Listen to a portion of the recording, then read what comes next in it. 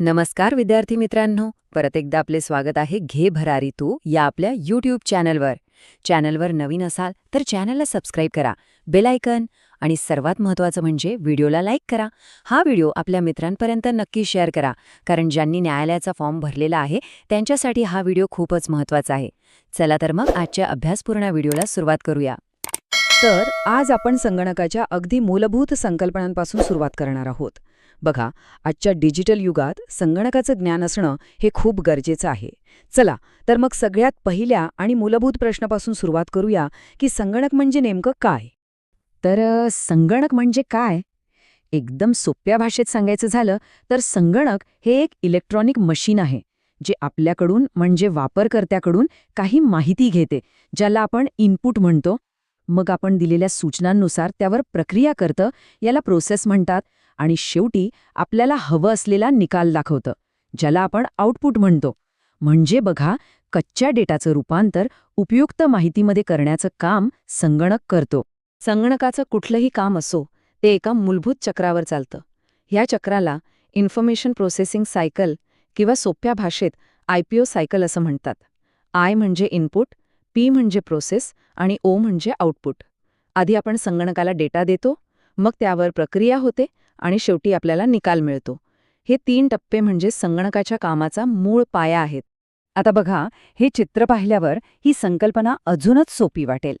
समजा आपण कीबोर्डवरून 2+2 असं टाईप केलं तर हा झाला आपला इनपुट. आता संगणकाचा मेंदू म्हणजे CPU यावर प्रक्रिया करेल, म्हणजे ह्या 2 आकड्यांची बेरीज करेल. हा झाला प्रोसेसचा भाग, आणि मग आपल्या स्क्रीनवर म्हणजेच मॉनिटरवर 4 हे उत्तर दिसेल. हा झाला आउटपुट. आणि हो, ही सगळी माहिती भविष्यात वापरता यावी म्हणून स्टोरेजमध्ये सेव्ह केली जाते. आहे की नाही सोपं? चला, आता जरा संगणकाच्या इंटरेस्टिंग इतिहासात जाऊया. आज जे आपण शक्तिशाली कॉम्प्युटर वापरतो त्याचा प्रवास कसा झाला आणि या प्रवासात कोणते महत्त्वाचे तांत्रिक बदल झाले हे समजून घेऊया. परीक्षेच्या दृष्टीने हा भाग खूप महत्त्वाचा आहे. संगणकाचा इतिहास खरंच खूप रंजक आहे. याची सुरुवात होते साधारण 1830च्या दशकात, जेव्हा चार्ल्स बॅबेज यांनी ॲनालिटिकल इंजिन नावाच्या मशीनची रचना केली. हीच आधुनिक संगणकाची मूळ संकल्पना होती, आणि म्हणूनच चार्ल्स बॅबेज यांना संगणकाचे जनक असं म्हटलं जातं. हे लक्षात ठेवा. मग 1843मध्ये ॲडा लव्हलेस यांनी त्या इंजिनसाठी जगातला पहिला प्रोग्रॅम लिहिला. त्यामुळे त्या जगातील पहिल्या प्रोग्रॅमर ठरल्या. पुढे जाऊन 1945मध्ये ENIAC हा पहिला इलेक्ट्रॉनिक संगणक तयार झाला, आणि 1951मध्ये आलेला युनिवॅक हा बाजारात विकायला उपलब्ध झालेला पहिला संगणक होता. ॲडा लव्हलेस यांची दूरदृष्टी खरंच थक्क करणारी होती. ज्या काळात लोक संगणकाकडे फक्त आकडेमोड करणारे एक मशीन म्हणून बघत होते, तेव्हाच त्यांनी ओळखून होतं की हे उपकरण केवळ आकडेच नाही, तर संगीत, चित्र किंवा कोणत्याही प्रकारच्या माहितीवर प्रक्रिया करू शकतं. ही कल्पना त्या काळात खरंच एक क्रांती होती. संगणकाच्या विकासाचे जे टप्पे आहेत ते साधारणपणे 5 पिढ्यांमध्ये विभागले जातात. प्रत्येक पिढी एका मोठ्या टेक्नॉलॉजिकल बदलामुळे ओळखली जाते. या बदलांमुळे संगणक हळूहळू लहान, वेगवान आणि अधिक शक्तिशाली होत गेले. बघा, पहिली पिढी होती व्हॅक्यूम ट्यूब्सची, दुसरी ट्रान्झिस्टर्सची, तिसरी इंटिग्रेटेड सर्किट्स म्हणजेच ICची, चौथी मायक्रोप्रोसेसरची, आणि आत्ताची जी 5वी पिढी आहे ती आर्टिफिशियल इंटेलिजन्स म्हणजे AI वर आधारित आहे. हा तक्ता व्यवस्थित पाहून घ्या. इथे बघा, पहिल्या पिढीतल्या कम्प्युटरमध्ये हे असे मोठे व्हॅक्यूम ट्यूब्स वापरले जायचे. हे आकाराने खूप मोठे होते, प्रचंड गरम व्हायचे आणि लवकर खराबही व्हायचे. पण दुसऱ्या पिढीमध्ये त्यांची जागा घेतली या छोट्याशा आणि जास्त टिकणाऱ्या ट्रान्झिस्टर्सने. याच बदल्यामुळे संगणकाचा आकार एकदम लहान झाला आणि त्याचा वेगही खूप वाढला. आणि खरी क्रांती झाली तिसऱ्या पिढीत, जेव्हा अनेक ट्रान्झिस्टर्स एका छोट्याशा सिलिकॉन चिपवर बसवण्यात आले. यालाच आपण इंटिग्रेटेड सर्किट किंवा IC म्हणतो. या एका शोधामुळे संगणक अजून लहान, स्वस्त आणि जास्त कार्यक्षम बनले. असं म्हणायला हरकत नाही की आधुनिक कम्प्युटरचा पाया इथेच रचला गेला. चला, आता आपण संगणकाच्या इतिहासातले काही महत्त्वाचे टप्पे आणि काही रोचक तथ्य पाहूया. यातून आपल्याला कॉम्प्युटर टेक्नॉलॉजीची व्याप्ती समजायला नक्कीच मदत होईल. परीक्षेच्या दृष्टीने काही महत्त्वाचे मुद्दे आहेत ते लक्षात ठेवा. जगातला पहिला सुपर कम्प्युटर होता क्रे 1. आपल्या भारताने सुद्धा या क्षेत्रात खूप मोठी प्रगती केली आणि CDAC पुणे यांनी परम नावाचे सुपर कम्प्युटरची मालिका तयार केली.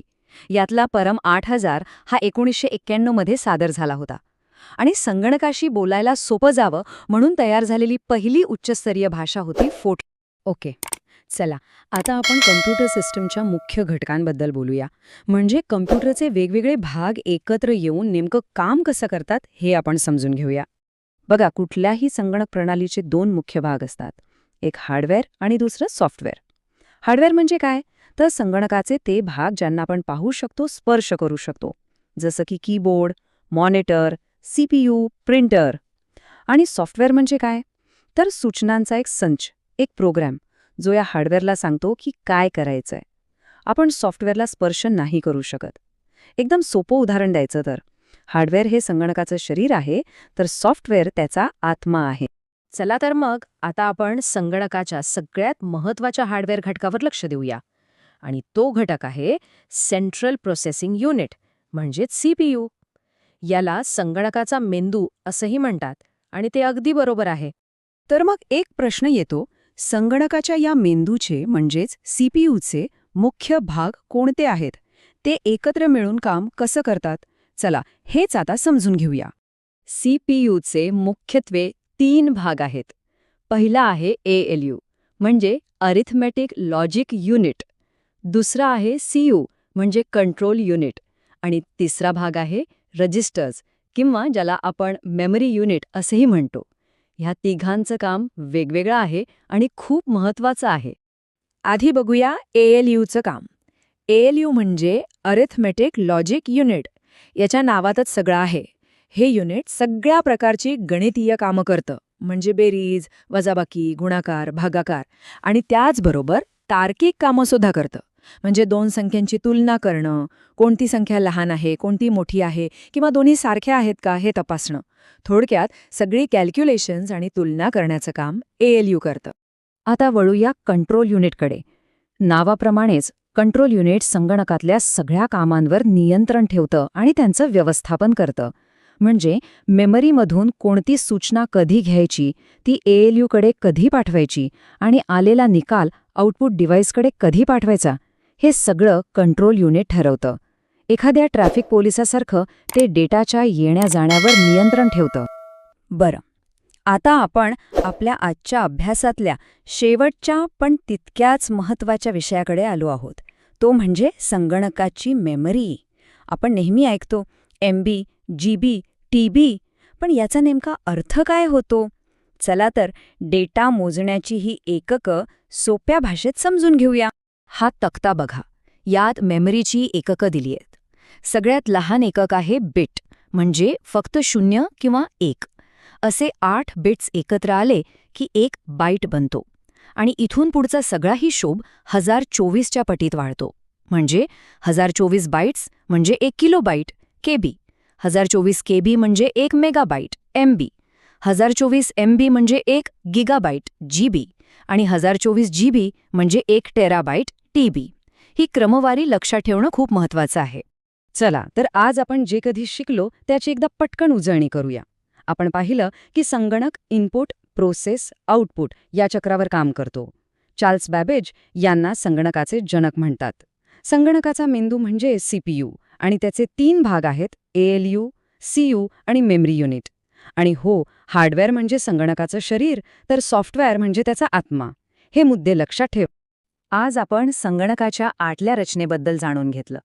आपल्या पुढच्या लेक्चरमध्ये आपण संगणकाशी संवाद साधण्यासाठी वापरल्या जाणाऱ्या इनपुट आणि आउटपुट डिव्हाइसेसबद्दल सविस्तर माहिती घेऊ. तर मित्रांनो, आजचा हा माहितीपूर्ण अभ्यास आपल्याला नक्कीच आवडला असेल. व्हिडिओ आवडल्यास नक्की लाईक करा, आपल्या काही शंका असतील तर कमेंट करा आणि आपल्या मित्रांसोबत शेअर करायला विसरू नका. भेटूया पुढच्या भागात. धन्यवाद.